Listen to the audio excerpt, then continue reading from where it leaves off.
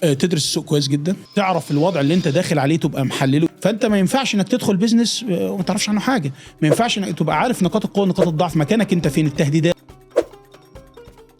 البحث العلمي يقدر يضيف ايه للسوق التجاري الزراعي؟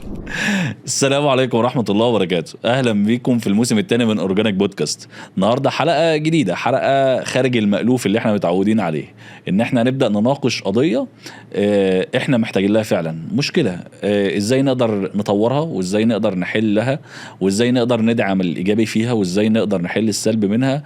ومشكلة على ما اعتقد انها تهم كل العاملين والمؤثرين في المجال الزراعي وغير المجال الزراعي كمان، وهي البحث العلمي. معنا النهاردة شخصية ده شغلها، ده عملها، وهو بيجمع ما بين القيمة العلمية بحكم شغله في البحث العلمي والقيمة العملية بحكم شغله في المجال وفي الناحية التجارية. فهنقدر نستفاد فعلا النهاردة، فبجد استنونا وتابعونا، وهتبقى حلقة من أحلى الحلقات اللي ممكن تتفرج عليها. وما تنسوش دعمكم لينا على صفحة الفيسبوك وصفحة اليوتيوب. شكرا. منورنا دكتور وليد، أخبارك عامل إيه؟ الله يبارك في حضرتك، ربنا يخليك يا باشمهندس. أنت النهاردة معنا في أورجانيك بودكاست عشان نعمل حلقة كده تقدر تفيد الناس ان شاء الله. وأنت قيمة وقامة في المجال الزراعي، محتاجين نسمع رأيها وإزاي نبدأ يعني نقدر نفيد الناس بمجهودات حضرتك ورأي حضرتك إن شاء الله. الله يبارك في حضرتك، الله يخليك. مبدئيا كده حابين نعرف الناس مين هو دكتور وليد حنفي. طيب تمام. أنا اسمي وليد محمد الحنفي، شغال أستاذ باحث مساعد في وزارة البحث العلمي في هيئة بحثية اسمها مدينة الأبحاث العلمية، موجودة برج العرب في اسكندرية، في معهد بحث اسمه معهد بحوث زراعة الأراضي القحلة. أنا معايا دكتوراه في الزراعة، تمام.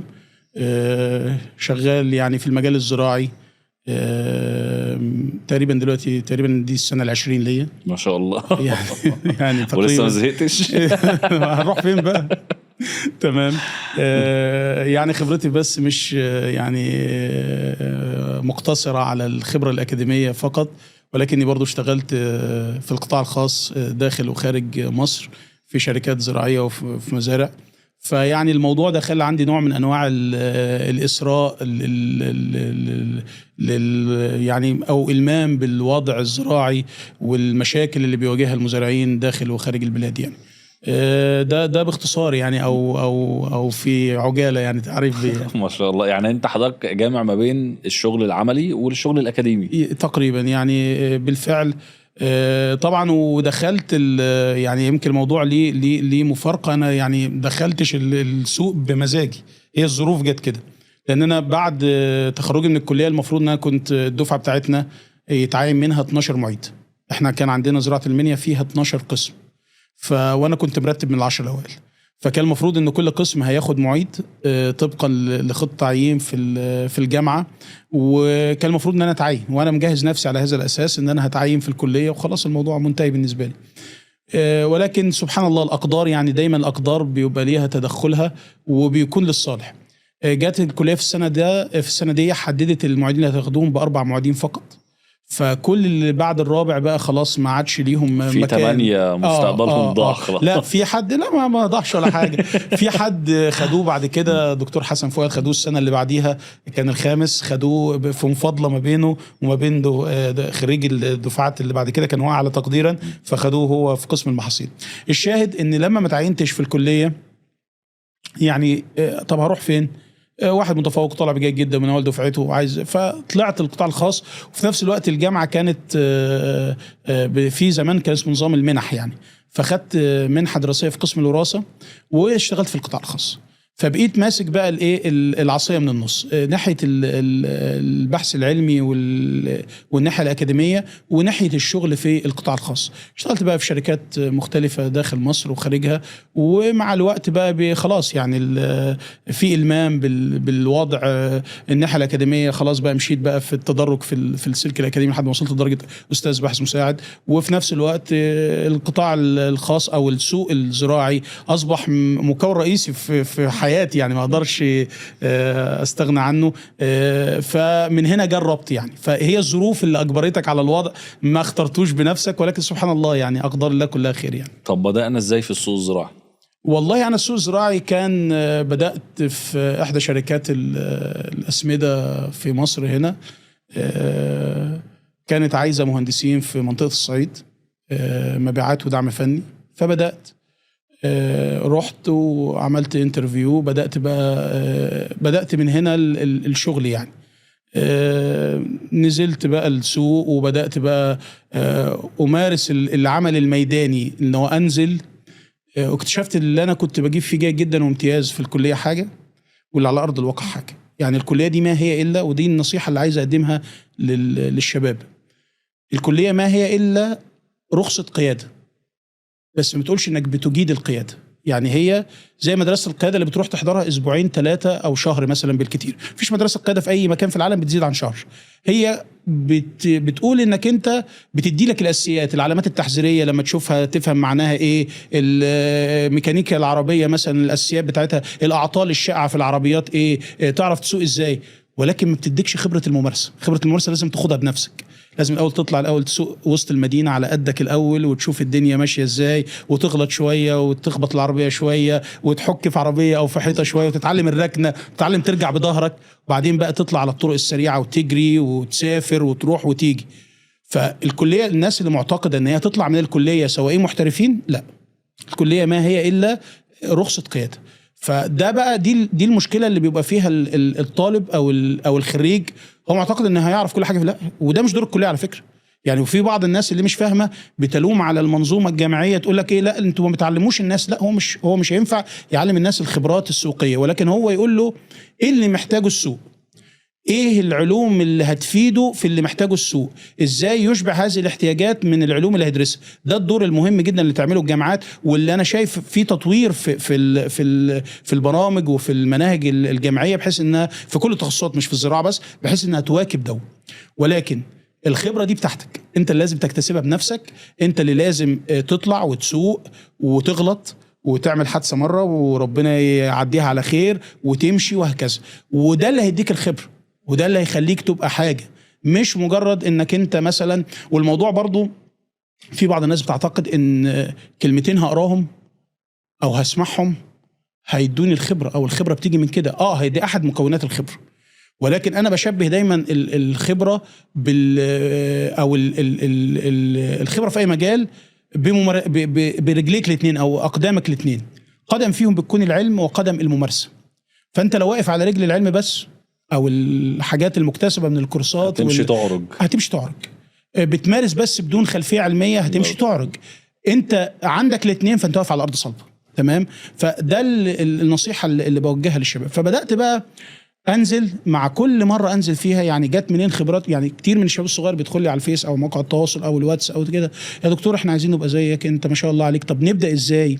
انا يعني منهجي كان ان انا لما بنزل مثلا مزرعه برقوق، فلاقي ما اعرفش حاجه في البرقوق لسه، فلاقي مشكله معينه، فاروح اجيب الكتب او النشرات بتاعه وزاره الزراعه بتاعه البرقوق.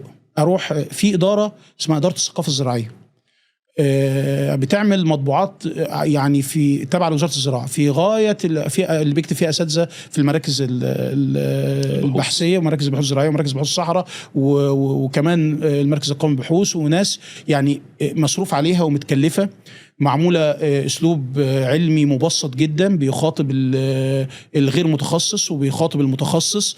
يعني خساره ان الناس تهمل هذه المنشورات وباسعار زهيده.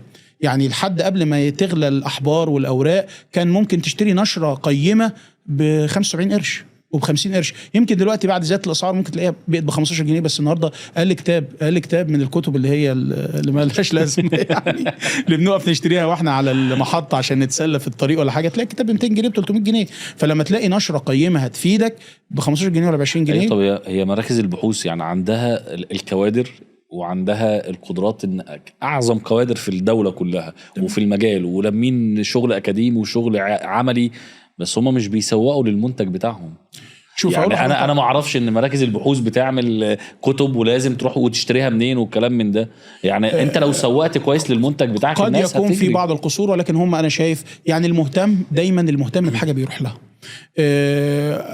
لا انكر ان قد يكون هناك بعض القصور، ولكن برضو لازم الانسان يتعب شويه. يعني حته ان كل حاجه تبقى الواحد عايزها تجيله. يعني في بعض الشباب يقول لك ايه، انا عايز المعلومه تجيلي. انا حتى لما بدات النشر على السوشيال ميديا من حوالي تقريبا بعد ما خدت دكتوراه من حوالي 7 سنين ولا حاجه، كان ليا منهج، يعني النشر ما كانش اعتباط، يعني ما كانش هازارد كده اي حاجه لا، كان ليا منهج ان انا ابدا بحكايه السوق. يمكن انا اول حد يعني احسب ذلك، ان اول حد اتبع الفكره دي، اللي هي فكره ان انا اطرح معلومه معقده في صوره سؤال بسيط، واخلي الناس تدور، واعمل نوع من انواع التباري او المسابقه ما بين المتابعين، بحيث ان ده يدور وده يدور وده يدور.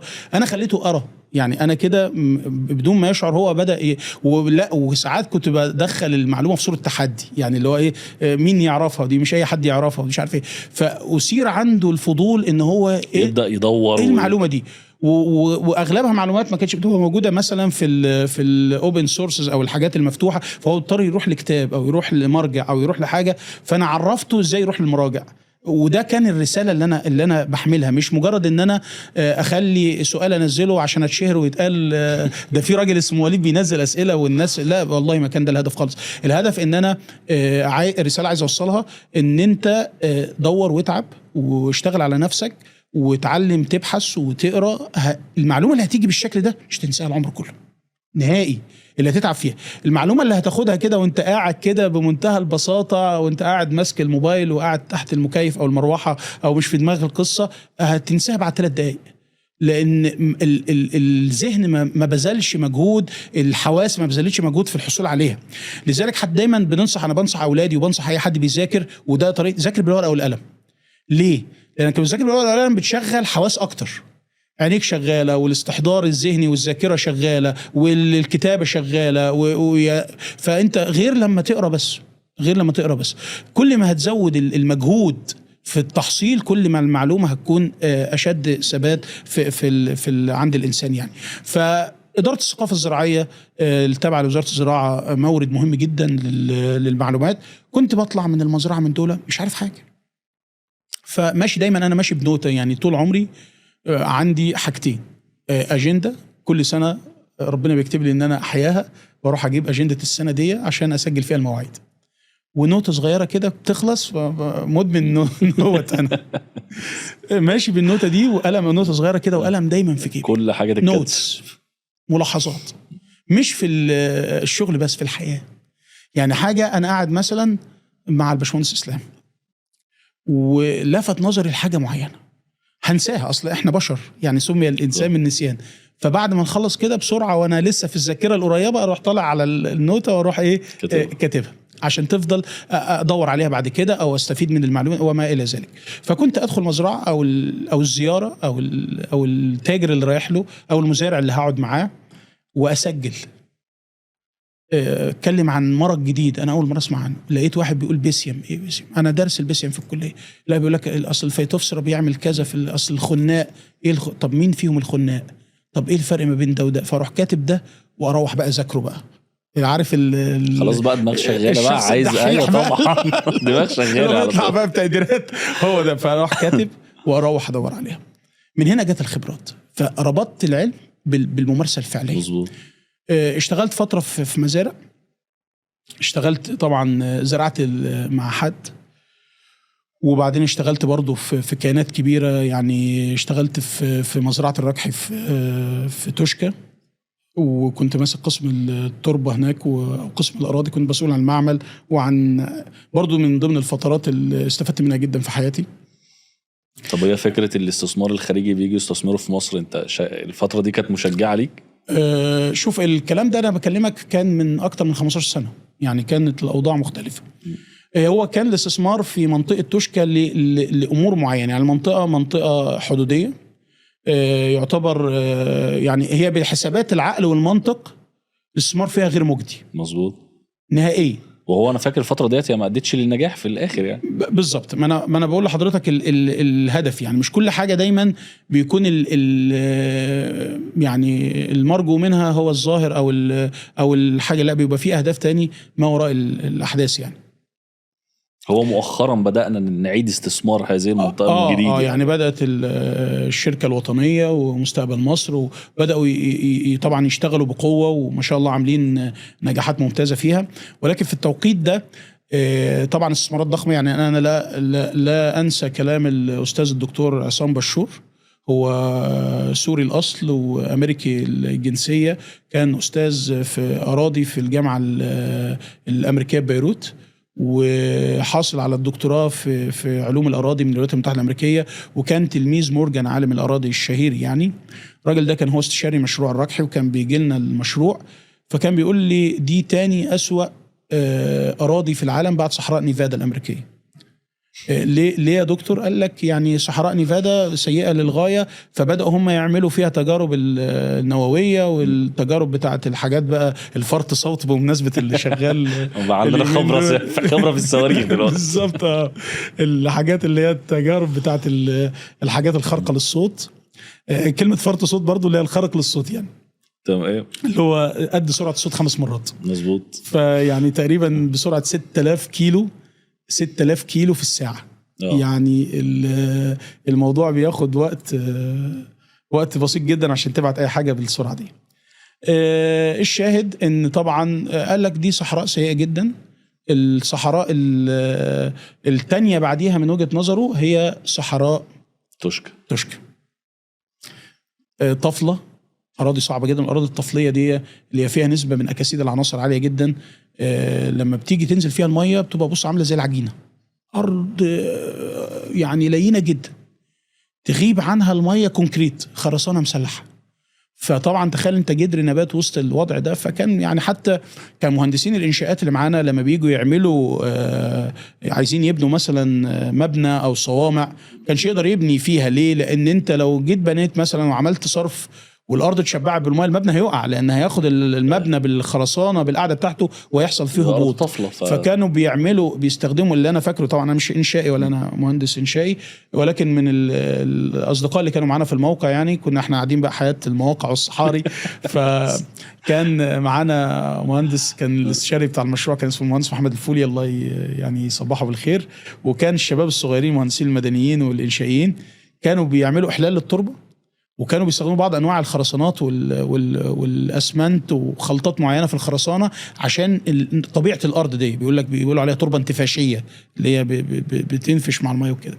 فكانت ارض صعبه جدا. فده برضو يعني عمل عندي نوع من انواع الاستفاده الكبيره جدا. انت اشتغلت في اسوأ ظروف بقى بالظبط يعني ما انت شفت الاسوأ يعني، مش هتلاقي اسوأ من كده. استصلحت في اسوأ اراضي ممكن حد يزرعها ويستصلح فيها. بالنسبة نرجع لنقطة الاستثمارات الأجنبية. بص، هو طبعا انت عندك الموارد الطبيعية متوفرة، المية، التربة، المناخ، ولكن هي مشكلة التمويل. كان الهدف من جذب الاستثمارات، لان طبعا الاستثمارات ضخمه جدا يعني بتحتاج مبالغ كبيره جدا. فكان الهدف من جذب استثمارات اجنبيه اللي هو القضاء على مشكله التمويل، وما حملش خزينه الدوله بمبالغ عاليه واعباء عاليه، وفي نفس الوقت اعمل تامين لمنطقه حدوديه بطول 1000 كيلو مفتوحه. يعني انت مفيش حاجه تامن الحدود اكتر من التواجد العمراني، اصحاب الارض. صح. يعني الناس تيجي هنا، لو حد غريب داخل، لا دي ارضي، انت رايح فين؟ انما لو ارض فاضيه هتعمل يعني الدنيا مفتوحه. بالظبط. السلك شاك مش هيحوش حاجه، حرس حدود كل كام كيلو كده واقف عسكري او 2 في نقطه مراقبه مش هيعمل حاجه. فده كان الهدف من المشروع في المقام الاول. دلوقتي لا، الدوله دخلت في شغل تطوير، وفي شغل انتاج اقتصادي، وفي موضوع يعني ربنا يعني يزيد ويبارك يعني. امين يا رب. بعد الركح رحنا فين؟ والله بعد الركح بقى سافرت شويه السعوديه، يعني برضو اشتغلت في شركات في السعوديه في قطاع المزارع. اشتغلت مع كابتن خالد التماوي، كان لاعب نادي الهلال السعودي والمنتخب السعودي، وكان مجموعه من الشركاء. وكانت انطلاقه لي السعوديه صراحه يعني، ليها افضال عليا. من خلال السعوديه عمقت خبراتي الدوليه، سافرت اكتر من دوله، سافرت تقريبا مجلس التعاون الخليجي كله، رحت الهند اكتر من مره. عملت ايه في الهند؟ كان عندنا يعني، كانت الشركه السعوديه اللي انا فيها كانت بتفكر في التوسع والاستثمار في الهند، في ولايه راجستان. ولايه راجستان دي ولايه حدوديه ما بين حدود باكستان والهند، هي منطقه صحراويه جدا. راح في الحرب.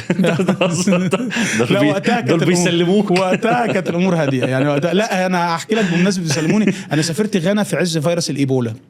يعني واقول لك يعني لو انت عايز بقى قصه يعني، بس خلينا خلصنا قصه الهند يعني كان الهدف من الزيارات ان كان عايزين نعمل مشروع زراعي هناك، الشركه السعوديه وكان معاهم شريك اماراتي في ولايه راجستان. ولايه راجستان قريبه قوي للظروف السعوديه، يمكن هي المنطقه الصحراويه الوحيده في شبه الجزيره الهنديه، يعني شبه القاره الهنديه اسف.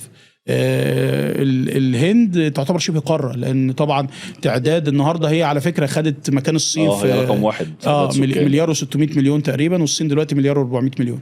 فطبعا عدد سكان كبير جدا، تنوع. يعني من الحاجات اللي انا استغربت لها، انا كنت معتقد ان اللغه الهنديه او الهندو دي لغه واحده، ده فيها اكتر من 40 وفي بعض الناس بتقول 200 يعني لغه محليه او لهجه محليه.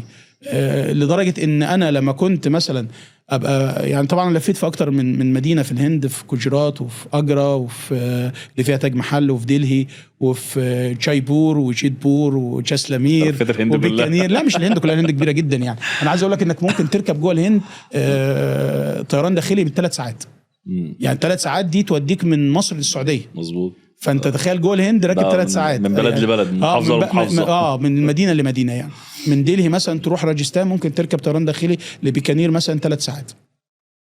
فالهنود نفسهم تلاقي مثلا واحد جاي من اقليم البنجاب فبيتكلم بنجابي، واحد جاي من تاميل نادو فبيتكلم اللغه بتاعه التاميلي، واحد جاي مثلا من جوجرات فبيتكلم باللغه المحليه، فيتفاهموا ازاي بالانجليزي. فتلاقي دايما الانجليزي في الهند يعتبر هي اللغه الرسميه مش اللغه الهنديه، لان كل اقليم ليه لهجه او لغه محليه فبيتكلم. فطبعا ده برضو من الحاجات اللي اثرت عندي. رحت بقى بدانا نعمل دراسات التربه، السويل بروفايل، وناخد عينات تربه ونشوف ايه الارض اللي تصلح واللي ما تصلحش، لان كان التفكير في استثمار كبير، وكان الملف ده مسند ليا بالكامل. فدي برضو من ضمن الخبرات اللي انا اعتز بيها، يعني استفدت منها كتير جدا. بمناسبة السفر في 2015 كانت الغانا في أشدها، يعني في الإيبولا في أشدها في غرب أفريقيا. وغرب أفريقيا كلها تعتبر دول بدائية، يمكن الدولة الوحيدة اللي هي تعتبر يعني متقدمة هي دولة غانا. يعني غانا عامله زي مصر بالنسبه لشمال افريقيا، وعامله زي مثلا جنوب افريقيا بالنسبه للجنوب، وزي كينيا بالنسبه للشرق. فهي تعتبر حتى الامم المتحده كانت واخداها مركز عمليات ليها، يعني في ظل الازمه بتاعت ايبولا. فطبعا الشركه السعوديه عندها بيزنس في غانا وعايزين يبعتوا حد، كل ما يبعتوا حد يقول لك لا انا مش رايح انا مش رايح. فانا فاكر يعني ابو فيصل كان مسميني الذيب المصري. الذيب في السعودي اللي هو الذئب، يعني مش حاجه وحشه على فكره. ممكن يكون احنا هنا بنستخدم مصطلح الذئب على اساس يعني نوع من انواع المكر او نوع من انواع الدهاء يعني. لا هناك الذيب في اللهجه السعوديه يقول لك هذا ذيب يعني سالك في كل حاجه. بص يعني قبضاي على قلت الشواب، يعني بص واد من الاخر مخلص يعني بلهجتنا المصريه.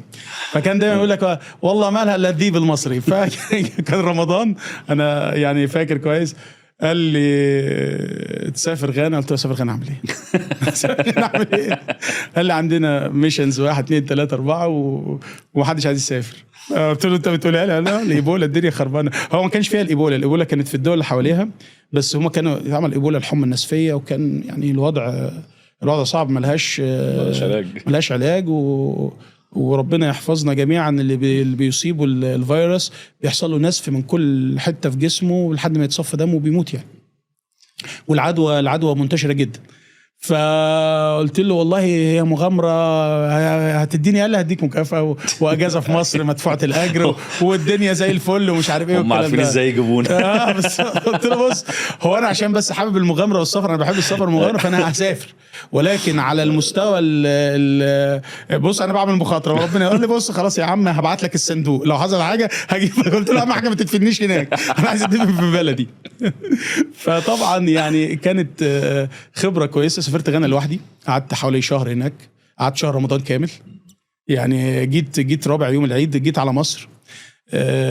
كانت لفيت غانا، لفيت اغلب المدن بتاعت غانا. كيب كوست رحت زرت اللي هي القلعه اللي كان مسلسل زمان بيجي واحنا صغيرين اسمه روتس الجذور، كان في شخصيه كينتا كونتي، وكان بيحكي عن تصدير العبيد من افريقيا للقاره الجديده لامريكا، وكان الكلام ده بيتم عبر البحر من كيب كوست، مدينه كيب كوست اللي فيها القلعه دي. فانا زرت المدينه دي، زرت تمل، دي منطقه في الشمال، اكرا العاصمه والكلام ده. فكانت برضو من الخبرات اللي استفدتها جدا يعني، واثرتني طبعا. البلاد دي فيها عايز اقول لك مناخ استوائي، اللي هو الحاجات تروبيكال والسب تروبيكال. ارض الحراره فيها ما بتزيدش عن 25 درجه مئويه. رطوبه، هي قريبه لخط الاستواء قوي. مظبوط. هي بس الرطوبه صعبه، الرطوبه ممكن توصل اكتر من 95%. يعني انت لو لا قدر الله حد عنده مشاكل في الجهاز التنفسي يعني هناك جدا بقوه، ما يقدرش يطلع بره التكييف. يعني بتطلع بره التكييف بص بتتنفس ميه يعني انت في ثانيه بتلاقي جسمك ده كله بقى عرق من الاجواء اللي هناك يعني. فخدت في السعوديه فتره كويسه، بعدين رجعت مصر هنا. قعدت. طب لو حبينا نحط اوجه اختلاف واوجه تشابه من السوق الزراعي المصري والسوق الزراعي السعودي. والله السوق الزراعي المصري كل سوق ليه الخصائص المميزه ليه، تمام. السوق الزراعي المصري سوق كبير وفيه مميزات وفيه عيوب، تمام. والسوق الزراعي السعودي كذلك فيه مميزات وفيه عيوب. السوق الزراعي المصري فرص، يعني انت عندك سوق كبير جدا جدا جدا. مساحات زراعيه في مصر لا تقارن بالسعوديه، يعني رغم ان السعوديه ككل اكبر من مصر، ولكن المساحات الزراعيه في مصر اكبر من السعوديه بمراحل طبعا. يعني انا على ما اذكر كان عندنا احصائيه ودراسه عاملينها في الشركه اخر شركه كنت شغال فيها، ان تقريبا المساحه 500,000 هكتار المساحه المزروعه في كل السعوديه. يعني تقريبا 500,000 هكتار، اللي هي لما تيجي تحولها بالفدان هتضرب في 2.4، يعني تقريبا بتتكلم في 1.4 مليون فدان. احنا مصر النهارده بنتكلم في 10 مليون فدان، مستهدفين 14.5 يعني. بالظبط، او 15. فانت بتتكلم فرق كبير جدا، يعني انت بتتكلم 15 ضعف تقريبا او 10 اضعاف على الوضع القائم يعني. ولكن السوق الزراعي السعودي طبعا عشان الاقتصاد السعودي اقتصاد قوي ومعدل النمو فيه بيوصل لاكثر من 7% سنويا، فالسوق الزراعي السعودي مستوعب وتقدر تنمو فيه بقوه. يعني الشركات بتعمل فيه نمو قوي. الشركات الزراعيه العامله في المجال الزراعي في السعوديه بتنمو بمعدلات عاليه جدا. بيحصل فيها نوع من انواع التطور السريع. يعني في شركات بس بتشتغل صح، يعني برضو في بعض الناس بتطلع بره السوق، وفي بعض الناس بسبب سياسات إدارية معينة بتأذي نفسها بنفسها ومعتقد ان هي بتعمل الصح. يعني شفنا ده في الفترة اللي اشتغلت فيها. وفي بعض الناس شغالة صح بخطة ثابتة، بتتقدم وبتكبر وبتعمل نمو، والسوق قابل ده. في مشاكل في السوق السعودي، في مشاكل طبعا. في سوق موازية، يعني الضرب موجود في كل مكان، تمام. رغم ان الرقابه شديده جدا على في السعوديه، اضعاف الرقابه في مصر. التسجيلات في السعوديه مش اي حاجه بتتسجل، يعني هم جايبين قواعد التسجيل اوروبيه وقواعد تسجيل امريكيه وقواعد تسجيل يابانيه، وعاملين ميكس بينها ومطلعين قواعد تسجيل صارمه حرفيا. يعني مش اي حاجه تسجل، مش اي ماده سماديه او مبيد او بذره او اي ماده زراعيه او من مدخلات الانتاج الزراعي تسجل بسهوله في المملكه العربيه السعوديه. لا، موضوع في صعوبه، في صرامه، في متابعه وفي رقابه. ولكن في بعض الناس بتشتغل برضه بمواد بتدخل بصوره او باخرى. احنا مجتمع بشري، اي مجتمع بشري في اي مكان لازم هيبقى فيه الكويس وفي الغلط. يعني طالما في بشر هيبقى في خطيئة وفي يعني أعمال صالحة. يعني الموضوع احنا بشر في النهاية، يعني كل إنسان ليه الكويس في حياته والوحش. بس هي الفكرة في النسبة، يعني النسبة في السعودية هي نسبة قليلة، هي نسبة في سوق موازي، ولكن هو واخد ماركت شير قليل، واخد وماركت شير مؤثر على بعض الشركات اللي شغالة نظاميا موجود. ايه تاني مثلا ممكن نتكلم فيه بالنسبه للسوق؟ احنا طبعا عندنا هنا ده طبعا السوق الموازي ده حدث ولا حرج.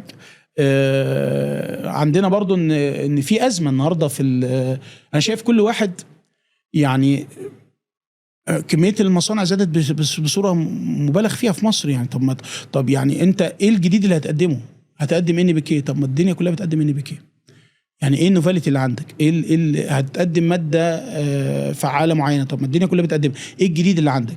فده اللي يفكر انه يعمل بيزنس جديد او يصنع، ايه الجديد بقى اللي هتقدمه؟ ايه الحاجه الميزه اللي هتعمل لك ادفانتج في السوق وتاخد بيها يعني ميزه عند حد؟ دي لازم الناس اللي بتبدا بيزنس جديد هنا في مصر تاخد بالها منها بقوه يعني. طبعا. طب ادور فين؟ انا واحد عايز افتح بيزنس جديد وعايز اخد ادفانتج، ميزه تنافسيه في السوق، ادور فين؟ تدرس السوق كويس جدا، تمام.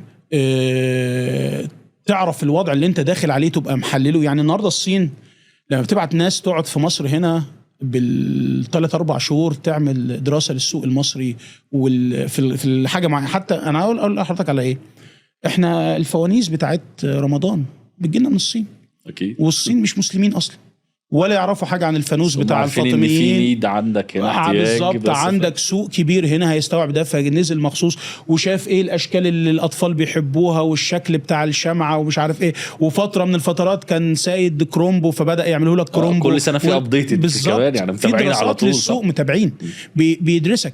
فانت ما ينفعش انك تدخل بيزنس وما تعرفش عنه حاجه، ما ينفعش انك تبقى عارف نقاط القوه ونقاط الضعف، مكانك انت فين، التهديدات والفرص، تعمل السوات اناليسيس بتاعك للبيزنس دوت، تعرف انت فين، تبقى تكنيكال بقى. انت عارف يعني مثلا عارف ايه الجديد في الاسمده، مثلا لو هنتكلم على الاسمده مثلا، عارف ايه الجديد في الاسمده، ايه الناس فين. طب السماد ايه الناس اللي لو انا مثلا هدخل بحاجه مثلا يونيك زي النانو تكنولوجي مثلا، نانو تكنولوجي بجد مش نانو تكنولوجي اونطه يعني كلها بجد علينا.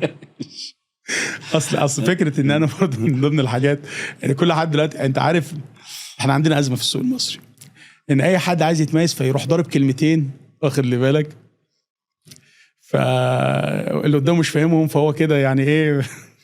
احنا جايين نفهم الناس بس كده يعني من غير ما نخبط في حاجه، احنا جايين نفهم. لا خالص. انا بص اقول لحضرتك حاجه، انا ضد الشخصنه تمام نهائيا يعني. واحنا منهجنا سيدنا النبي صلى الله عليه وسلم، عليه افضل الصلاه والسلام. ما باله اقوام، يعني النبي والصحابه ما كانش بيذكر حد، ما باله اقوام. احنا بنتكلم على ظواهر وليس على اشخاص. ارقى فكريا من ان احنا نتناول شخص.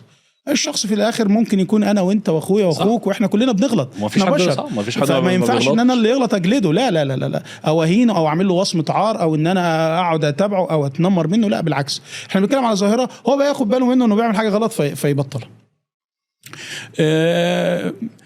كلمه نانو عشان انتج نانو، برضه النانو ده ليه طرق.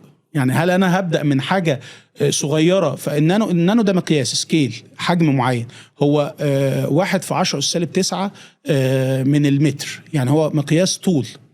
فانت لما 1 في 10 أس -9، انا عايز اخلي حضرتك تتصور الوضع، انت لما تجيب متر كبير كده وتقسمه، فالوحده اللي 100 وحده، فالوحده بيبقى اسمها سنتيمتر. سنتي مظبوط، ماشي.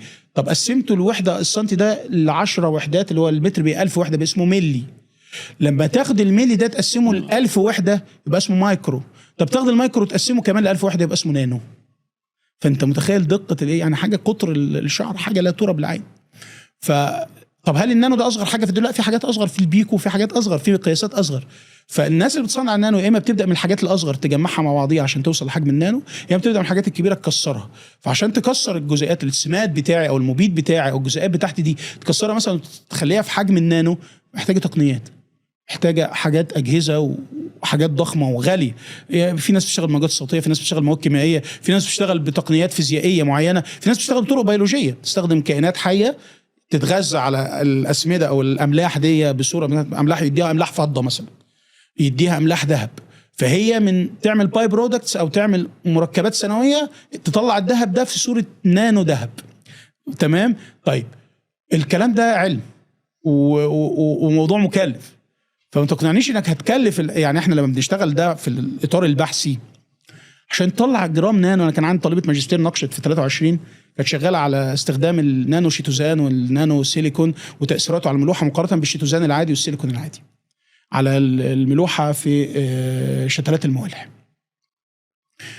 فطبعا عشان نحضر كنا بنروح نبعت لحد في كليه دراسات عليا في بني سويف عشان اشتغل ب5 جرام. بيبص بيكلفوني قد كده استخلاص وبتاع عشان اجهزهم واعمل بيهم محلول ارش بيه. فما تقنعنيش انك انت هتعمل لي 3 كيلو نانو وتحطهم لي في بتاع في شكاره وتقول لي انا عندي. لا، خلينا منطقيين. يعني انت لو عملت نانو فعلا وبعدين برضو الناس مش عارفه ان في اختبارات بتتعمل وتوصيف وممكن اخد الحاجه دي واكشف عليها واعمل لها فحص معين يقول لي اذا كانت نانو ولا مش نانو. فدايما نخلي العلم هو المقياس. فنرجع للموضوع، مش عايزين نتشعب يعني، ان ادور على الحاجات اللي هي اليونيك، الحاجات المتفرده، الحاجات اللي تعمل لي اضافه، وفي نفس الوقت تكون حلول اقتصاديه. وده بقى دور البحث العلمي. ده اللي احنا جايين عشانه. بالظبط كده، ده اللي احنا جايين عشانه. دور البحث العلمي. العلم مش مجرد رفاهيه، او البحث العلمي مش مجرد رفاهيه. البحث العلمي هو اساس وقاطره التنميه. تعال النهارده اخواننا البعد، الله يبيدهم ويريحنا منهم، الناس عارفاهم خلاص. طبعا. كنت قريت في احصائيه في 2010 من 15 سنه تقريبا، كان عدد السكان الكليين بتاع الدوله دي وقتها 5 مليون، هم دلوقتي 7 مليون. لا احنا النهارده كده قال له 500 كمان. يلا على البركه. قال له 500 على البركه. فطبعا كانوا بيقولوا ان عدد الحاصلين على الدكتوراه فيهم بقى كام؟ 500,000 واحد. PhD هولدر من ال5 مليون، ايام ما كانوا 5 مليون. يعني احنا بنتكلم في 10%. هم بيزيدوا ازاي برضه؟ هو مش معدلات نمو، هو طبعا هم عندهم الانجاب عالي جدا، كنت قريت ده، وبيحسوا على ده، الدوله بتحس على ده، والهجره يعني هم فاتحين الهجره، وبيقول لك تعالى يبقى انت مثلا في دولتك مش متعلم، مش لاقي فرصه شغل، مش لاقي تاكل بالمعنى الاصح، يقول لك تعالى هنديك مزرعه وهنديك وظيفه وهنديك بيت وهنديك مش عارف ايه. فبيعمل جذب لليهود من العالم كله يعني. الشاهد ان حاملي الدكتوراه 10% من الشعب، 10% من الشعب، ودكتوراه. فالنهارده يعني لما تلاقي انظمه الطيران، انظمه الطيران الكمبيوتر سيستم بتاع الطيران العسكري بتاع الفانتوم وبتاع الطيارات الشبحيه وما الى ذلك، انا ما اعرفش الاسماء دي هتشيلوها ولا ايه، بس يعني الطيران الشبحي، كل الانظمه دي اللي عاملها هم. لما تلاقي انظمه الري المتطور والري الحديث والسب سويل إيريجيشن سيستمز والتقنيات الحديثه في الري، تلاقي هم. لما تلاقي في البذره والشتلات، لسه جاي لك في الكلام انا، هو في البذره وفي الهجن وفي انتاج الهجن البذريه والصفات الانتخاب والتربيه، هتلاقيهم هم. هتلاقي في الأسمدة هم واخدين يعني باع طويل جدا جدا، وليهم شركات يعني، وللأسف عاملين اختراق للسوق الزراعي في العالم كله، مش في مكان واحد بس، او في الدول العربية بس، او في مصر، او في مكان. لا هم بيدخلوا زي ما اشرنا بصورة خلفية بتحايل، وحتى لو هيدخل عن طريق شركات أوروبية بيبقى هو المالك الأصلي او هو المحرك الأساسي ليها. فطبعا عمل ده كله ازاي؟ العلم، البحث العلمي. ما عملوش كده هبهزر، ما نامش كده صحي من النوم عمل الكلام ده. ايه اللي عنده مختلف في منظومه البحث العلمي عننا في مصر؟ انه واخد الموضوع جد. بس يعني يمكن احنا مؤخرا مش واخدينه جد. مؤخرا بدأنا ناخد الموضوع جد. بص اقول لك، احنا عندنا ازمه. خلينا برضو الهدف اللي انا بقوله ده للمصارحه والمكاشفه، عشان بس ما حدش يزعل مني، وفي نفس الوقت مش كل الناس. يعني التعميم، انا دايما اقول التعميم قاعده الجهال. في ناس محترمين، وفي ناس أفاضل، وفي ناس شغالين شغل عالي جدا، ولكن البحث العلمي ليس درجة علمية أو ترقية أو بتاع أحطه ورايا على ويمكن معالي الوزير الحالي الراجل يعني لسه تعليمات جايه لنا من حوالي شهر أو أقل من شهر. لكن أنا ما يهمنيش النشر في أعلى الدوريات العلمية بقدر ما يهمني ان يكون البحث ده ليه مردود على ارض الواقع، يعني الناس تستفيد منه.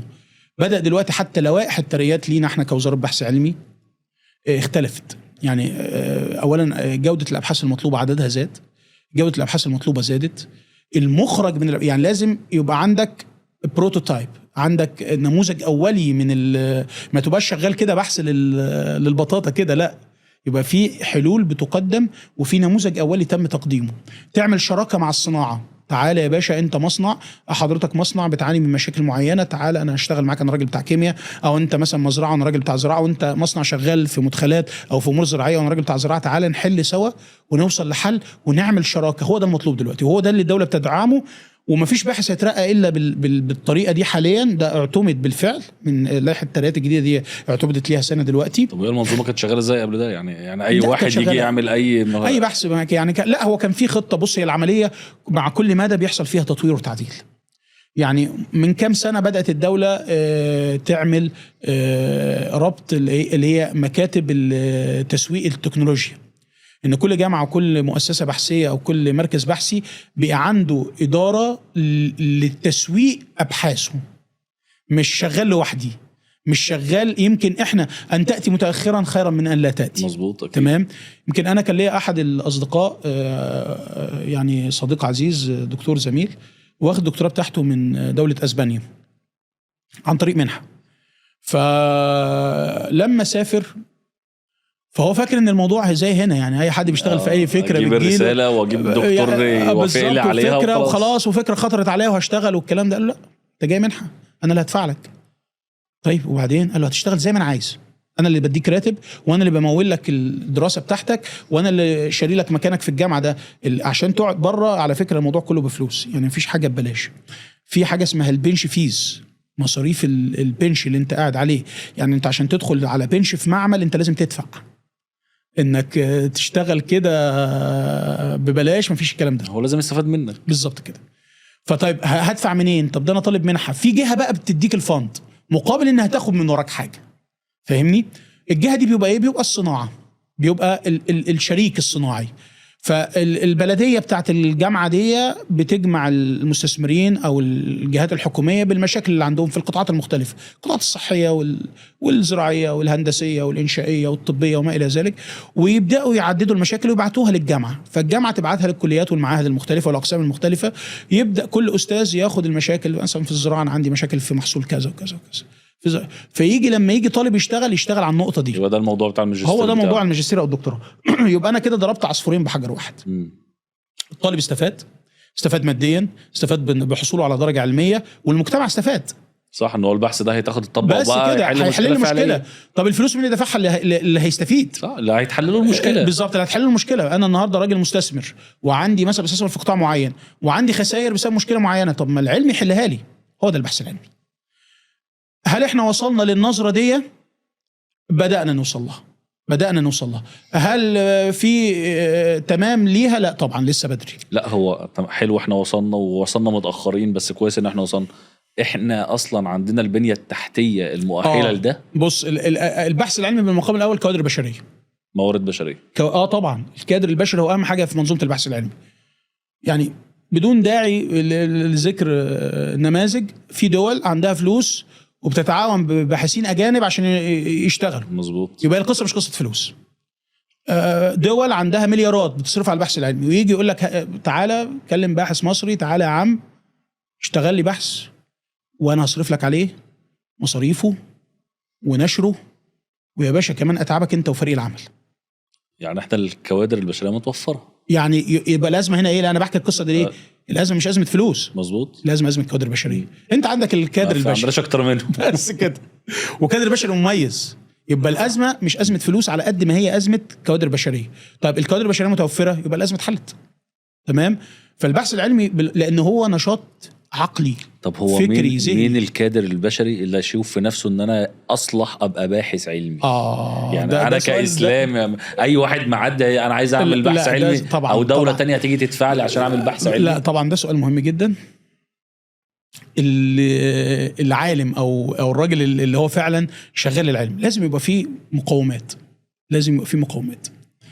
ورقم واحد الامانه العلميه. يعني ان انا النهارده حتى لو وصلت لنتيجه سيئه لازم اقول ان انا وصلت لنتيجه سيئه. ما ينفعش ان انا اوصل لنتيجه مثلا يعني مش مظبوطه فاقول لا ده الدنيا اعدلها عشان الموضوع. لا، هي النتيجه السيئه او النتيجه السلبيه دي نتيجه ما ينفعش تتعدل. ماشي. فالامانه العلميه مهمه جدا جدا جدا.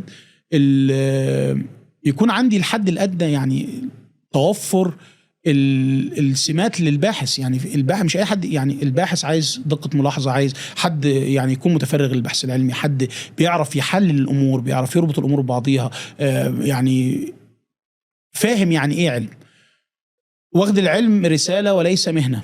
واخد امتهن العلم كرسالة مش كمهنة. يعني البحث العلمي بالنسبة له رسالة عايز يوصلها. ده كلام كبير يعني ما في حد يعني انا هفضل في حياتي اسعى ورا العلم وملوش عائد مادي مش هشتغل. ما هو بقى الباحث الذكي اللي يقدر يحول. ما انا بقول لك اهو، انت بتربط البحث بالصناعة. يا عم تعالى هات شريك صناعي. يعني انا لازم يتوفر لي السيولة يعني. ماشي، ما انا بقول لك اهو، تعالى يا عم هات انت باحث في مؤسسة بحثية. المهندس اسلام عنده مصنع.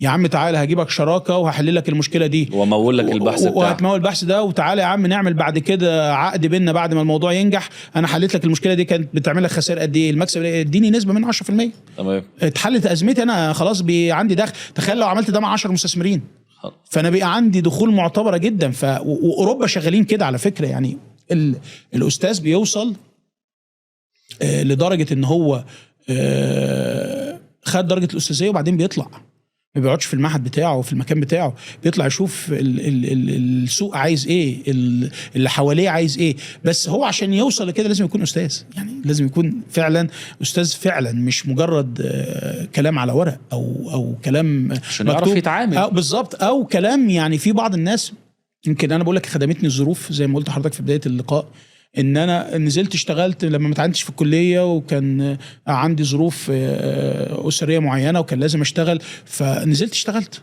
فبقى عندي الربط ده، بقيت عارف المشاكل ايه، المتغيرات اللي بتحصل ايه، اللي الناس بتعاني من ده. مهم جدا السنس ده لازم يكون متوفر عندك. لو متوفرش عندك السنس ده هتلاقي نفسك انك انت شغال فانتازيا. الفانتازيا في العلم مطلوبه بس بنسبه، يعني لا تتخطى 10% من نشاط الباحث. في كده كام بحث تعملهم في حياتك لمزاجك كده. انا هشتغل يعني انا استاذي في الدكتوراه رحمه الله عليه جه في فتره من الفترات كده بدا يشوف تاثيرات المستخلصات النباتيه المختلفه ويشوف على الانتاج والكلام ده. فكنت بقول له دكتور يعني انت عارف تكلفه استخلاص الجرام ده يعني مين هيقعد يجيب مثلا 10 كيلو مستخلص زيت قرنفل ولا مش عارف ايه عشان يرش بيهم محصول عنب ولا يعني الموضوع مكلف جدا. يعني ما قال لك لا انا شغال، انا عايز اشوف الاثار هل هيعمل نتيجه مش عارف. فده مطلوب، انك تشتغل جزء من البحث للبحث مطلوب وصحي، ولكن نسبته لا تتخطى 10% من نشاطك. المفروض الابحاث كلها تكون ابحاث تطبيقيه، ابحاث بتحل مشاكل. لذلك انا كل ابحاثي هتلاقيها شغالين على مشاكل فعليه، مشاكل بتواجهها النباتات زي الملوحة، زي الجفاف، زي مشاكل مثلا التخزين بالنسبة لبعض الحصلات البستانية وما إلى ذلك. فلازم البحث يكون مربوط بحل مشكلة، لأن هو العلم بيحل مشكلة. هي كلمة سيرش، البحث ريسيرش، انت بتعمل إعادة بحث على قضية معينة عشان تحلها. فده مهم جدا. فلو وصلت للدرجه دي لا الدنيا هتمشي يعني. طب السؤال جاهل مني انا يعني. لا اتفضل. العفو. حضرتك دكتور وليد عمل بحث تمام وعلى مشكله معينه. تمام. انا ازاي اعرف ان حضرتك عملت بحث عن مشكله معينه وازاي اوصل له؟ تمام. بص، هو المفروض ان الدوريات ده بقى فيه قصور. يعني انا بعمل ده، انا عندي راجل ناشط على الفيسبوك وعندي متابعين وعندي صفحه فبتكلم بتناقش في القضايا دي. زي يعني كنا نشرنا بحث من حوالي 3 سنوات عن البلح البرحي في مشكله ان هو بيتاكل فطور ناضج، يعني ما بيستحملش التخزين، ولو خزن بيفسد، سواء كان التخزين يعني ما بياخدش فتره طويله، سواء كان على النخل او في الثلاجات. فقعدت قريت كتير عن الموضوع ده، وقعدت شفت ابحاث، ولقيت الجماعه الهنود مستخدمين مواد معينه زي الميلاتونين وحاجات زي كده. الميلاتونين دي بتفرز في جسم الانسان طبيعيه، يعني اللي بيسموها هرمون الظلام او هرمون النوم او الكلام ده. طبعا النبات بيفرزه او بيصنعه داخله يعني، وليه تاثيرات في النبات. فلقيناه ان هو بيشتغل على تحسين جوده الثمار المخزونه بس في محاصيل تاني. وعلى فكره الايرانيين كانوا شغالين في الموضوع ده وبرضه في بعض المحاصيل. فقلت طب ليه ما نعملوش نشوف القصه دي مع البرحي. كنتش هعرف اعمل ده لو انا مش عارف مشاكل البرحي، لو انا مش عارف ايه المشاكل اللي بيعاني منها البرحي، لو انا قافل على نفسي في معملي وفي مكتبي وما بنزلش وبتكلم يعني. طبعا عملنا المعاملات بتاعتنا ودخلنا مع بعض المواد التانية زي المثال جاسمينات، وعملنا كومباينيشن ما بين المواد المختلفة وبتركيزات مختلفة، وقعدنا نراقب الأثر وما إلى ذلك. وخزنا في درجة حرارة الثلاجة العادية، وقعدنا نقيس نعمل القياسات بتاعتنا على الثمار خلال فترة ال 28 يوم عند عمر 0 وعمر 7 أيام. عملت شغلك بالظبط، وصلت لنتائج ممتازة ونشرتها في دورية علمية محترمة جدا.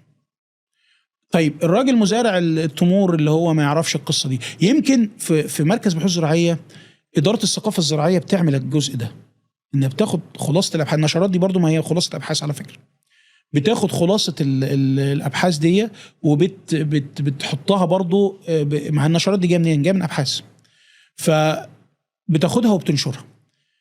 التسويق على النقطة دي ناقص، متفق تماما.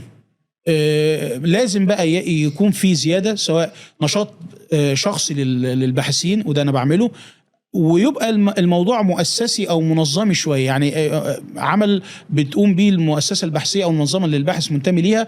ده انا عندي هم في، يعني احنا عندنا في الهيئه بتاعتنا في مجله بتصدر تقريبا بصوره دوريه تقريبا ربع سنويه او حاجه زي كده، بيتكلم على المخرجات.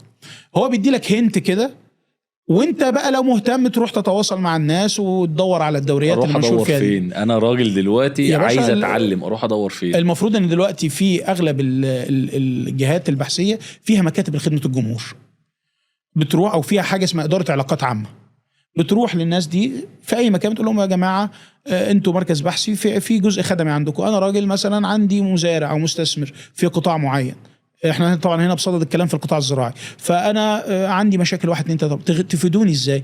يقول لك والله انت عندك مشاكل، روح لفلان متخصص في امراض النبات، اقعد معاه. فده متوفر، بس هو محتاج مجهود شويه. في قصور في التسويق، في قصور في التسويق وقصور مفيش منصه بينزل عليها الرساله او الدراسه؟ لا، الرسائل اللي بتنتج في الجامعات المصريه كلها موجوده على بنك المعرفه المصري، كلها موجوده. يعني بنك المعرفه المصري ده انا بستغرب ازاي حد مصري، وعلى فكره هو ما بيفتحش الا داخل مصر، يعني انا بره مصر لما بحاول ادخل ما بدخلش بالاكونت بتاعي، ما لازم تكون جوه مصر، فهي خدمه مقدمه للمواطنين المصريين المقيمين في جمهوريه مصر العربيه. بنك المعرفه المصري ده انا شايفه يمكن من افضل الانجازات التعليميه اللي حصلت في تاريخ مصر.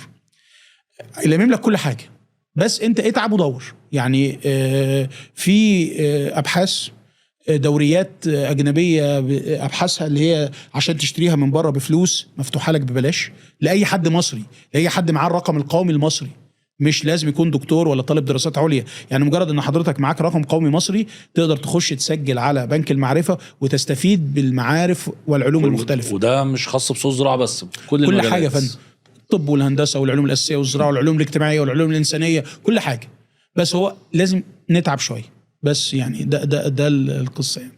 طب احنا لو حبينا نرتب دول العالم كده من حيث التقدم في البحث العلمي، مين اللي متقدمين واحنا في المستوى الكام؟ يعني الدول الصناعيه طبعا.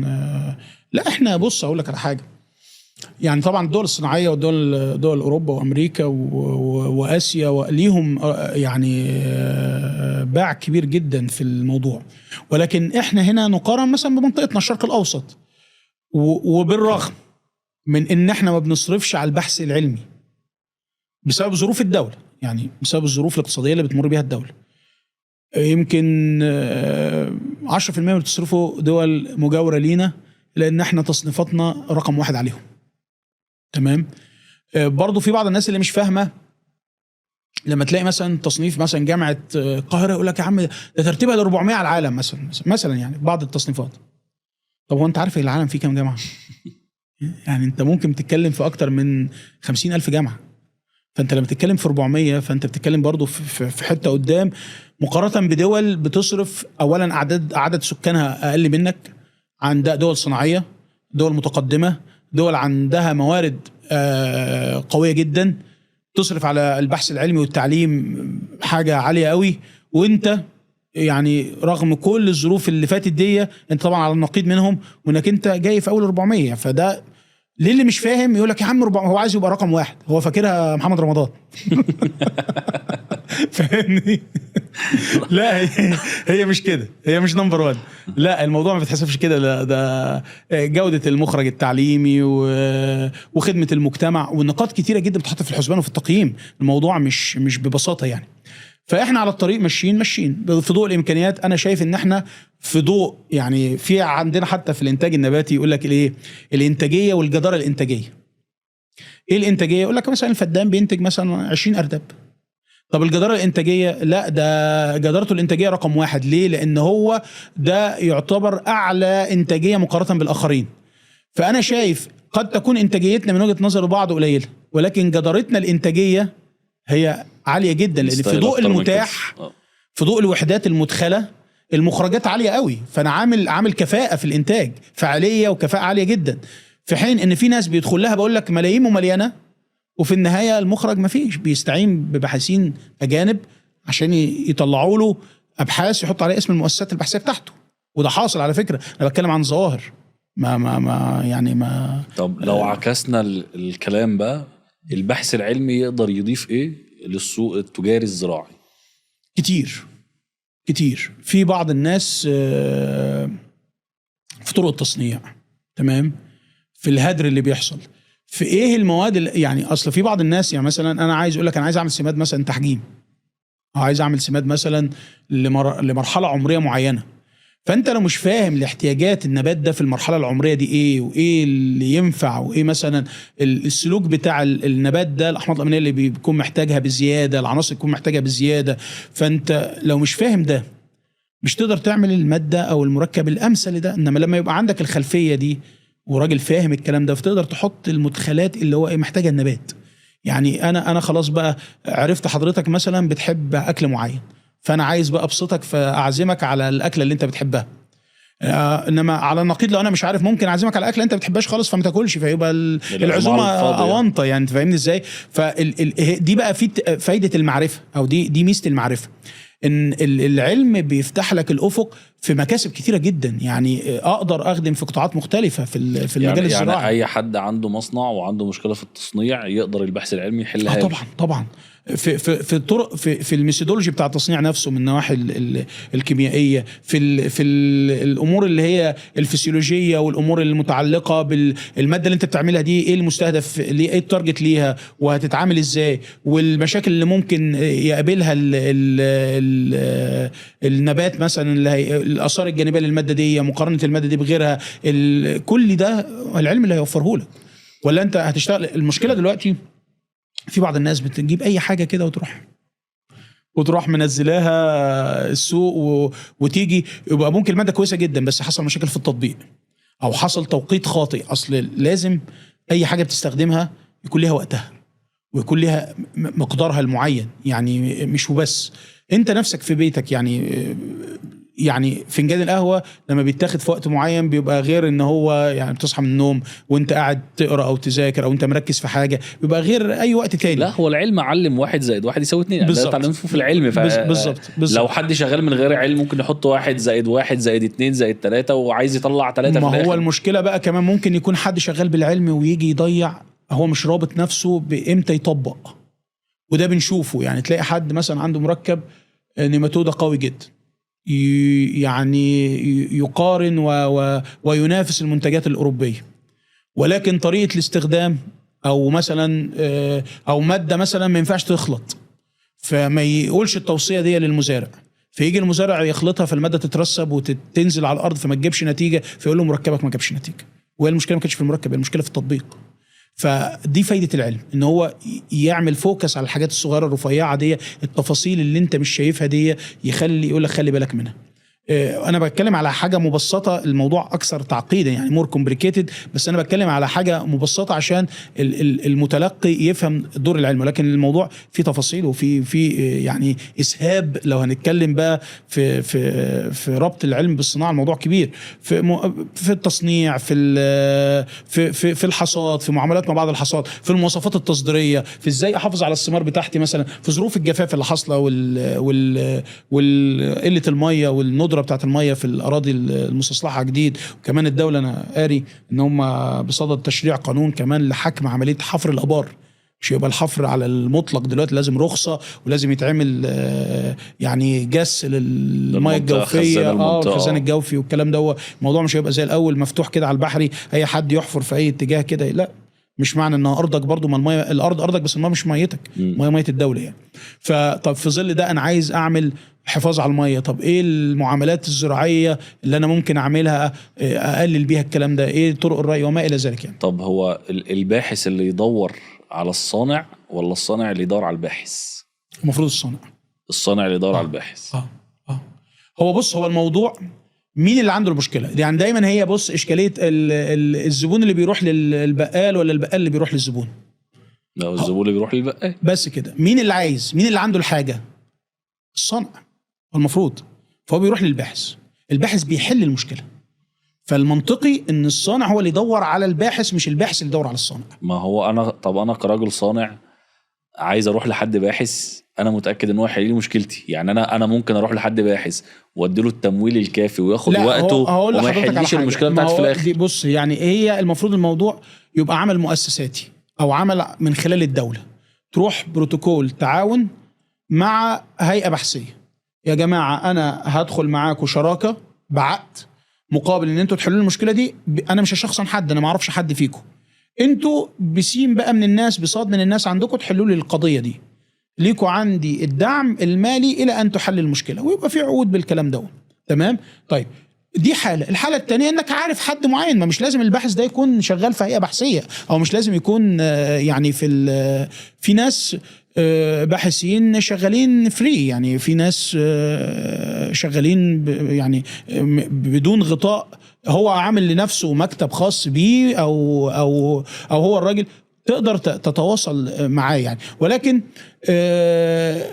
تدور برضو ده هيجي من ما ينفعش مستثمر يخش مجال من غير ما يدرسه كويس. فانت عارف مين اللي هيخدمك او هيساعدك في النقطة بتاعتك او في المجال اللي انت داخله ده. فمن ضمن الدراية بالمجال انك تبقى عارف الباحثين او المتخصصين في المجال ده يعني.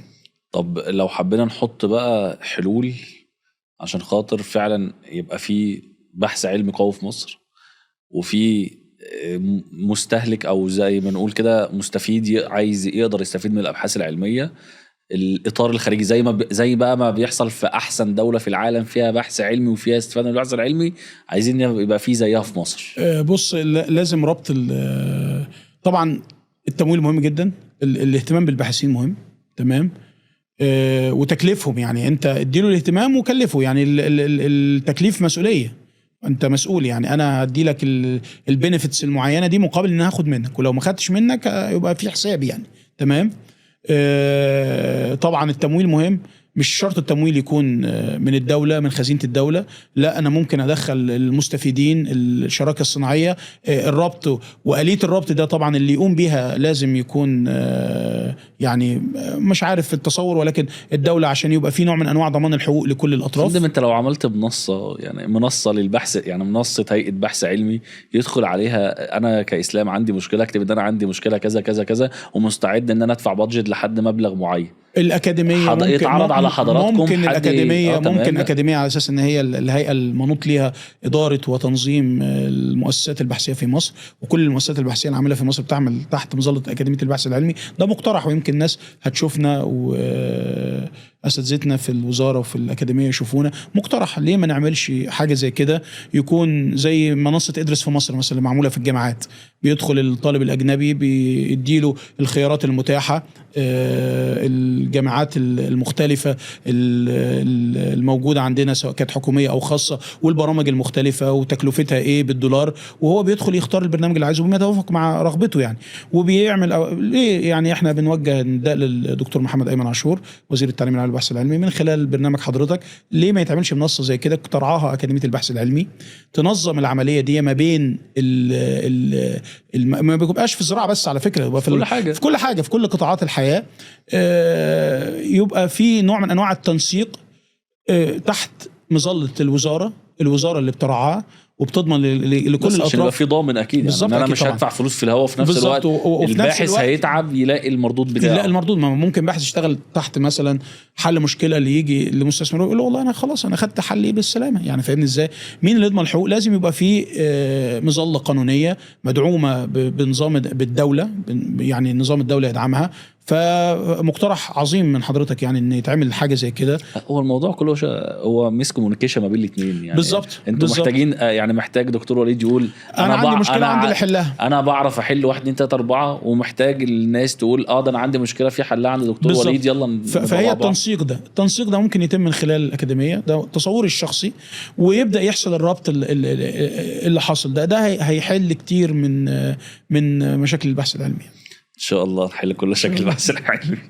طب هو احنا لو حبينا دلوقتي برضو يعني نقول البحث العلمي بقى في مصر قدامه كام سنة عشان نقدر نقول احنا عندنا بحث علمي بجد؟ يعني الخطة اللي والله احنا عندنا بحث علمي بجد، يعني نحد بجد فبجد. لا عارفين، بلاش عارفين نستفاد منه 100%.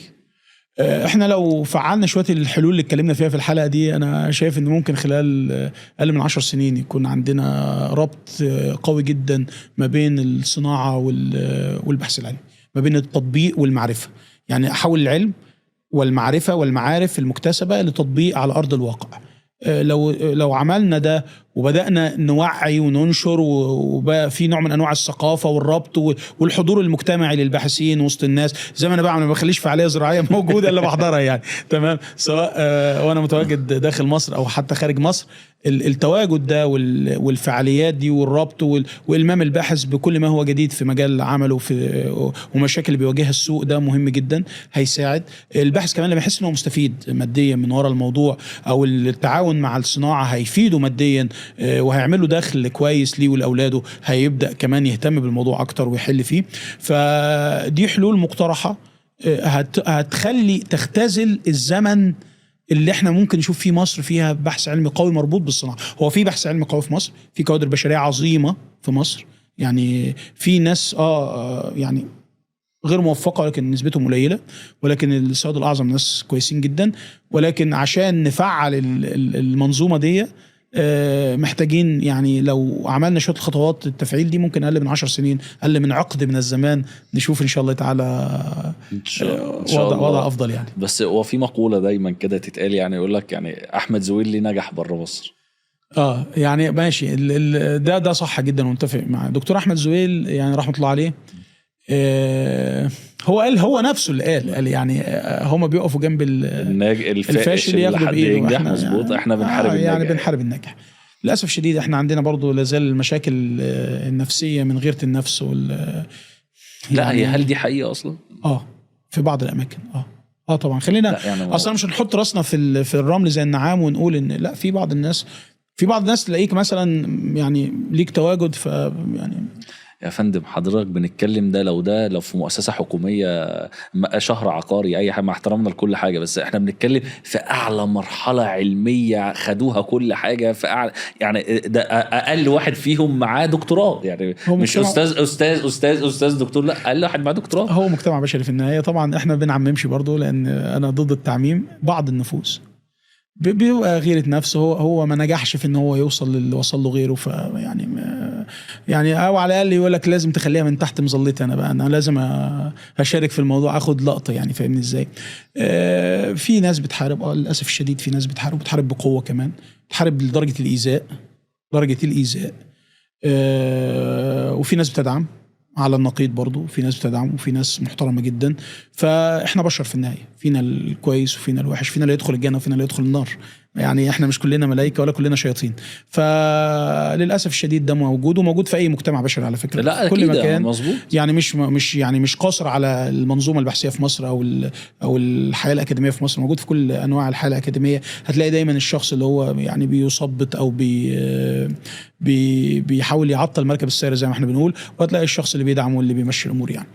فربنا يصلح الاحوال ان شاء الله. ويا جماعه في هيئه اسمها هيئه البحث العلمي تقدر تحل لنا كل مشاكلنا. اكاديميه البحث العلمي تقدر وتحتيها الهيئات البحثيه التابعه لوزاره البحث العلمي، او كمان الوزارات الاخرى، سواء كان وزاره الزراعه، مركز بحوث زراعيه، مركز بحوث الصحراء، والوزارات المختلفه. يعني الاداره دي الاكاديميه فيها كل الكوادر اللي تقدر تحل لنا اي مشكله بتقابلنا في اي مجال. فمحتاجين احنا نستفاد منهم وهم يستفادوا مننا، بحيث هو التكامل ده والله يعني اللي زي ما احنا قلنا كده، هي رجل علم ورجل ممارسه، يعني لازم الاثنين يبقوا مع بعض عشان ابقى واقف على ارض صلب ان شاء الله. دكتور خلاص مش هنتكلم بحث علمي تاني. نتكلم حياه شخصيه شويه. تمام. خلال مشوارك تمام اكيد قابلت بقى يعني ما شاء الله كوادر، يعني طبعا يعني فرقوا في حياتك، يعني طبعا. سواء بقى علميا كمان يعني، وبالذات ان احنا بنتكلم في هيئه انت بتتعامل مع التوب ليفل على طول يعني. تمام. مين الناس اللي اثروا فيك؟ والله على مستوى الشخصي يعني من بعد الوالد رحمة الله عليه، يعني يعتبر هو الشخصية المؤثرة الأولى في حياتي. تلا ذلك كان عندي مدرس في المرحلة الثانوية كان اسمه أستاذ إبراهيم عباس، كان مدرس لغة عربية، من الناس اللي تركت أثر في نفسي عظيم.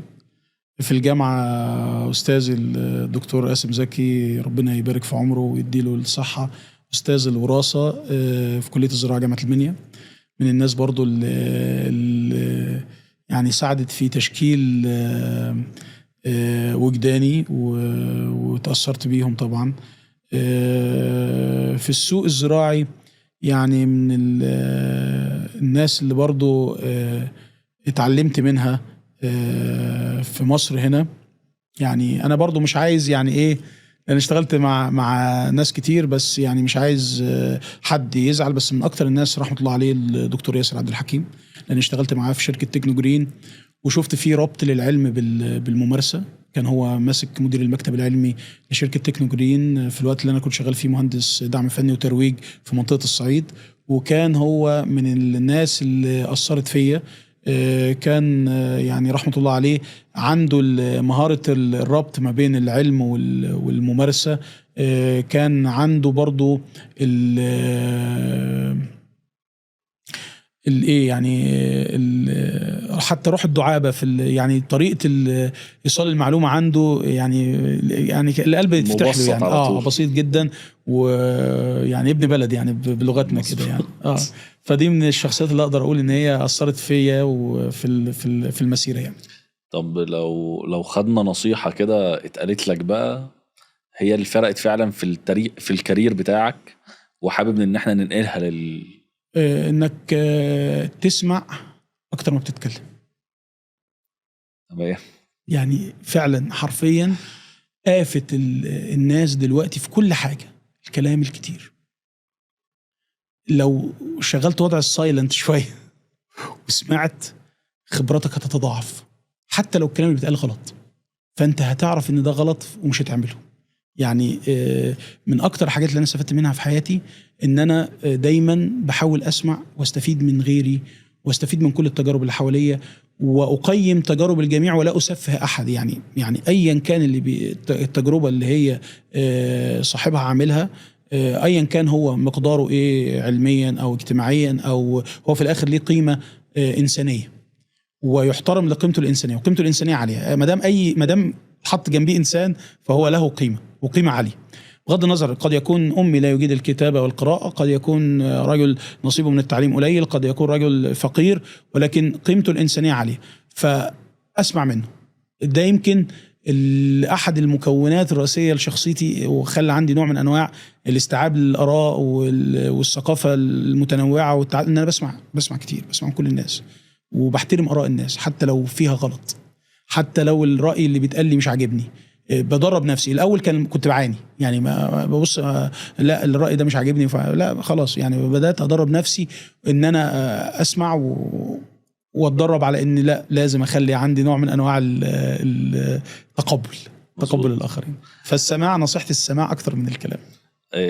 انا عرفت من حضرتك واحنا بندردش مع بعض ان انت ما شاء الله عندك مكتبه عظيمه يعني. يعني خلص كل فلوسك على الكتب. بالظبط للاسف الشديد. لو حابب ترشح كتاب او 2 خاصين بالزراعه، اساسيات الزراعه للمشاهدين يعني. طيب خلينا يعني اصل اساسيات زراعه يعني هتتكلم لازم تبقى فاهم مثلا لا لو قلنا كتاب ما ينفعش حد شغال في المجال الزراعي ما يبقاش ما قراهوش يعني. ماشي. يعني برضو الحاجات اللي هي لازم اللي شغال في الزراعة يلم بيها، ألف به زراعة، انت لازم تفهم التسميد ولازم تفهم أمراض النبات، يعني الحاجات اللي هي مدخلاتك انت المختلفة. فيعني لو هنتكلم على كتب التسميد ففي اكتر من كتاب صراحة، يعني على حسب لو انت هتتكلم في الفاكهة ففي كتاب للأستاذ الدكتور سعيد الشاذلي تسميد الحاصلات او بساتين الفاكهه. ده كتاب من الكتب، هو كتاب مرجعي كبير كده حوالي 800 صفحه او حاجه زي كده. خلينا حاجه خفيفه. انت عايز بقى انت طب خلاص ادينا قلنا حاجه تقيله، عايزين حاجه خفيفه برضه. طيب ممكن بقى الحاجات اللي هي اقول لك على ايه. ما انا بقول لك خليك في النشرات الزراعيه. النشرات الزراعيه سلسه، النشره هتلاقيها مش هتزيد عن 90 صفحه، متنوعه متخصصه. هتلاقي كل محصول على حده، المشاكل المختلفه اللي بتقابل المزارعين. هيروح المزارع للاداره الزراعيه ممكن كده ب 300 400 جنيه يرجع له بمكتبه محترمه قوي كده يقعد له فيها 3 4 شهور، يعني يستفيد منها وهيختار اهتمامه هو ايه. يعني مثلا هو راجل مثلا بيزرع لب، هتلاقي مثلا نشره معموله لمزارعين اللب. واحد بيزرع بطاطس هتلاقي اكتر من نشره البطاطس. واحد بيزرع عنب هتلاقي العنب بقى ده فيه بقى تفصيل، نظم تدعيم العنب وتسميد العنب وانتاج العنب وحاجات كتيره جدا. فانا شايفها دي لو هنتكلم بقى على كتب غير اكاديميه فهي النشرات. انا انصح بقوه حتى المهندسين اللي هم طلاب الجامعات حديث التخرج اللي هو لسه في بدايه المجال عايز يثقل المهارات ويقرا، لان دي بيبقى فيها العلم اللي موجود في الكتب مدعوم بنتائج الابحاث الفعليه اللي عملها الباحثين في المراكز المختلفه، فدي هتفيدك بصوره كبيره. لو هنتكلم في كتب اكاديميه فانا زي ما بقول لك كتب الاستاذ الدكتور احمد عبد المنعم حسن في الخضر، عنده مجموعه من الكتب محترمه جدا. في الفاكهه دكتور حسن جنديه، دكتور سعيد الشاذلي، دكتور عاطف ابراهيم، كل دي كتب محترمه جدا. مؤلفات طبعا عناوين كتير، لو هنفرد بقى كل استاذ من دول عنده من العناوين كتير جدا. لو هنتكلم بقى في علوم الأراضي في كتاب أساسيات الأراضي ده الأستاذي رحمة الله عليه الدكتور محمد شريف، كان رئيس جامعة المنيا الأسبق. ده برضو كتاب كويس جدا اللي عايز يلم بأساسيات علوم الأراضي والتسميد والأمور اللي زي كده. فدي يعني الخلاصة يعني. إن شاء الله. شكرا لك يا دكتور، ربنا يبارك في حضرتك. هو بس يعني بعد النصايح والكلام الحلو والجميل ده كله في سؤال فضولي يا رب ما يتقصش في المونتاج. على حسب. حضرتك من الناس النشطه جدا على السوشيال ميديا يعني. تمام. وجيت من قيمه شهرين 3 4 كده يعني عملت مبادره اللي هي الشركات اللي شغاله اللي هي الجماعه اللي ما يتسموش بالظبط شغالين باسمها في سوق الزراعه المصري يعني. تمام. يمكن تبقى نصيحه لحد عايز ان هو يخلي باله يقاطع الكلام هو ده. انا يعني انا ساعتها ما اتكلمتش على السوق الزراعي المصري في العموم يعني طبعا انا لان اشتغلت فتره في السعوديه واشتغلت في مصر، فانا بتكلم على الشركات اللي موجوده في الاسواق العربيه ان جنرال بدون ذكر وكلائها. انا قلت الشركه ومنتجاتها وانت تقدر تدور بقى بنفسك عشان يبقى عندك نوع من انواع المصارحه الذاتيه. والله دي منتجاتهم، انت بقى تقبلت تشتغل بيها انت حر. لان في عارف المنتجات التانية اللي هي المقاطعه اللي هي المنتجات الاستهلاكيه والتجاريه الناس عارفاها مظبوط ومعروف ايه اللي تبع وايه اللي مش تبع، ولكن الزراعه فيها التباس شويه. هم للاسف هم مسيطرين على المجال الزراعي، حتى الشركات اللي هي مش بتاعتهم يعني ليهم بصوره او اخرى تواجد فيها. ولكن انا كان كلامي عن شركات مملوكه ليهم بتصب في اقتصادهم في الموازنه العامه بتاعتهم، يعني في النهايه هم بيستفيدوا منها ماديا. فده كان الكلام عليها، اضافه الى ان منها للاسف شركه يعني بتصنع الفوسفور الابيض، فدي شركه تعتبر يعني شركه حربيه بالمقام الاول. يعني هي شركه زراعيه ولكنها بتصنع من ضمن انشطتها الفوسفور الابيض وبتمد بيه الجيش اللي بيستخدم بقى في عمليات القصف والحرق والامور دي. ردود فعل الناس كانت ايه؟ بالعكس تعاون. يعني عايز اقول لك هو طبعا كان في نوعين من رد الفعل. كان في رد الفعل اللي هو كان يعني الناس كانت مبسوطه جدا وناس كتيره يعني قالت انا ما كنتش اعرف ان الشركه دي او المنتجات دي بتاعتهم، انا كنت فاكرها جايه من هولندا، انا كنت فاكرها جايه من ايه. وفي ناس على النقيض هاجمتني بضراوه، يعني انت وانا هاخد معاك اجراء قانوني. وانت اجراء قانوني على ايه؟ انت اسمك احمد فانا بقول لك يا احمد. هو انا قلت لك حاجه غير اسمك؟ انا بوصفك. طب انت بتعمل حاجه ومكسوف منها او خايف منها تعملها ليه؟ يعني فاهمين ازاي؟ خليك صريح مع نفسك. يعني انا بس بنسمي الاشياء بمسمياتها. دي شركه مملوكه لفلان وهم نفسهم على صفحتهم وفي موقعهم معترفين بده. فانت بقى ضحك على الناس ومدخلها مكان معين باسم تاني، دي قصتك بقى، دي قصتك. احنا ما قلناش حاجه. احنا بعد ما خلصنا الحلقه خلاص خلصنا. مش هنقول حاجه تاني. احنا بعد ما حضرتك جربت تجربه البودكاست تمام، وان شاء الله تبقى اتبسطت معانا وكنا خفاف على قلبك يعني. طبعا. حابب ترشح شخصيات ان هم يجوا يجربوا نفس التجربه ديت، وفي نفس الوقت يعني الناس تستفاد منهم؟ طيب انا ليا اكتر من صديق، انا شايف ان هم من طبعا في ناس حضرتك استضفتهم قبل كده، فانا مش هينفع اقولهم تاني ولا ينفع؟ لا ما خلاص بقى جم بقى. يعني عايزين ناس جديده ان شاء الله. طيب ناس يعني انا شايف انا كنت ارشح لك الجوهري طبعا، بس انت استضفت الجوهري قبل كده. انا الجوهري ترشح معانا وان شاء الله يجي قريب ان شاء الله. تمام. برضو ليا صديق المهندس احمد محسن، هو من الشباب اللي عنده رؤيه، هو صاحب شركة سمارت لاند. مظبوط. وانا يعني هو مستثمر صغير، شاب صغير من سننا، ولكنه برضو من الناس اللي هي انا شايفها نماذج نجاح، اذا كان هو دكتور محمد محمود والشباب دول اللي خدوا مبادرات ان هو يبدأ بيزنس وسط كيانات كبيرة جدا وماشيين بخطى ثابتة وبينجحوا وبيصعدوا. فانا يعني دي من الناس اللي ارشحها. لو هنرشح بقى على المستوى الأكاديمي، فدكتور سعيد سليمان، أستاذ في قسم الوراثة في زراعة الزقازيق، هو صاحب أرز جفاف عرابي 1 وعرابي 2. الراجل ده برضو ليه تجربة يعني رائدة في استنباط أصناف الرز ده، ومن الناس اللي اتحاربت كتير قوي على فكرة برضو يعني أنا أفضل إنك تسمع منه هو تجربته. نسمع التجربة.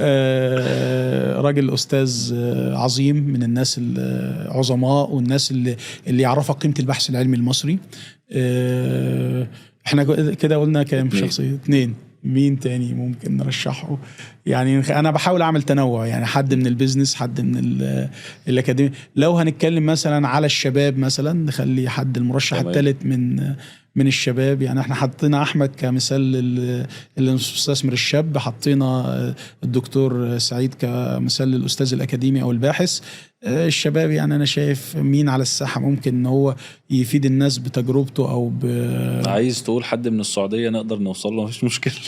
والله انا عندي اصدقاء سعوديين، وعندي اصحاب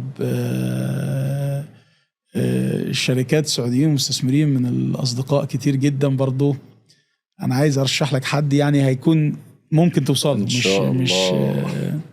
حد يكون فعلا التجربه بتاعته هتبقى مفيده فعلا، يعني تجربته مفيده ويستفيد بيها الناس هنا. وممكن ارشح لك المهندس صادق رمضان، صاحب شركه الياسين الزراعي. تمام. ان شاء الله نعرف نوصل لهم كلهم. يعني لو قدرت توصل له او قدر ان هو حتى لو البودكاست ممكن يكون ان شاء الله يوصل للسعوديه ويوصل له الرساله وييجوا ينورونا، او احنا نروح لهم السعوديه نصور هناك ان شاء الله. بنشكرك يا دكتور وليد. تمام. انا كنت مبسوط والله في الحلقه، وان شاء الله تبقى حلقه فعلا حلقه تحل مشكله فعليه على ارض الواقع. يا رب. وان شاء الله من تقدم والاحسن للاحسن ان شاء الله. وبنشكركم ان انتوا تابعتونا لحد اخر الحلقه، ورب كنا دمنا خفيف عليكم شويه ان شاء الله. وان شاء الله ما تنسوش دعموكم لينا على صفحه الفيسبوك وصفحه اليوتيوب. شكرا لكم.